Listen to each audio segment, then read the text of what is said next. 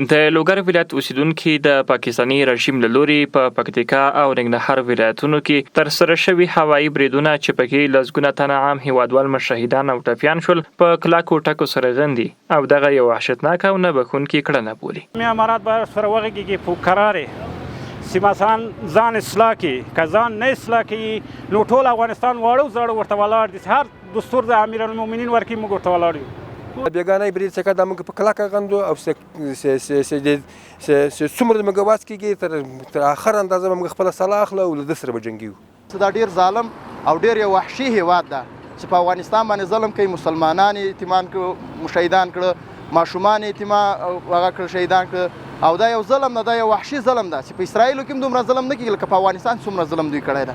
د غرض د یاد ولایت اوسیدونکي زیاتوي پاکستان زموږ ابدي دښمن ده او د هیواد او خاورې دفاع په موخه د اسلامي امارت مجاهدو ځواکونو ترڅنګ ولاړ دي.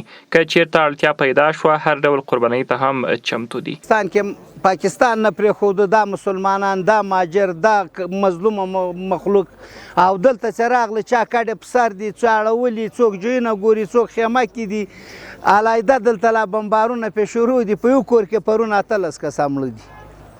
نور د اسلامي امارات څخه زموږ دا غوښتنه ده چې د دې مخنیوی دې وشي. که مخنیوی نه کوي په دې ولس دې غږ وکړي چې د لرګي په زور هم پاکستان اصلاح کړي. د موږ امیر المؤمنین اعلان وکړي، موږ خپل ملت شخصا موږ ټول ملت ورسره ولاړ یو، اسلحې ته ورسره ولاړ یو، سوټي ته ورسره ولاړ یو. دا مکمل جهاد دی چې پاکستان سره په کلکه ودرېږو خپل نظام سره. نور موږ دغه بمبار نور نه منو.